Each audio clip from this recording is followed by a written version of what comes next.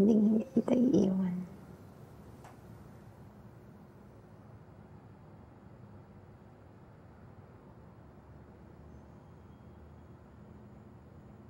Lisa!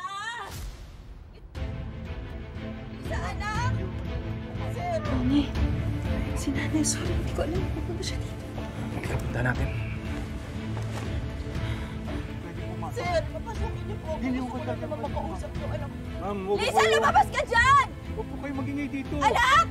Nakakaya sa mga kapitbahay. Lumabas ka dyan! Kailangan ba manggulo pa ako dito? Sir, papasukin niyo na po ako. Gusto Hindi ko po kayo pwede pumasok talaga. Lisa! Bitoy, Bitoy! Lisa! Papasukin mo, papasukin mo. Nay!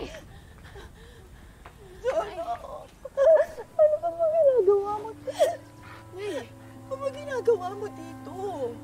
Hindi ba sinabi ko na sa'yo, nag-usap na tayo, bigyan mo ng kahit konting respeto sa sarili mo.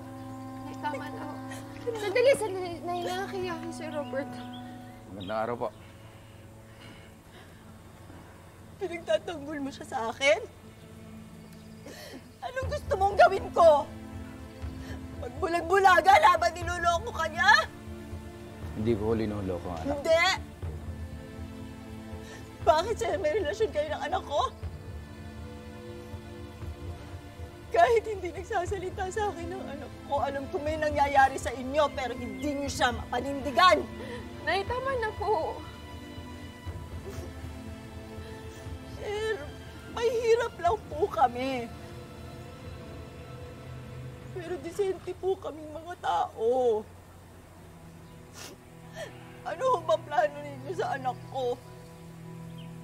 Pinag-aral ko po yan, caregiver. Hindi naman po yan katulong eh. At lalong hindi po yan pokpok kayo. Hindi ka na po. Nay, sandali, nasasaktan ako. Ma'am, Nay, sandali po. Nasasaktan ho si Lisa. Magulang din ho ako, naiintindihan ko yung pinanggagalingan ninyo. Pakinggan ho lang niyo, sandali ho.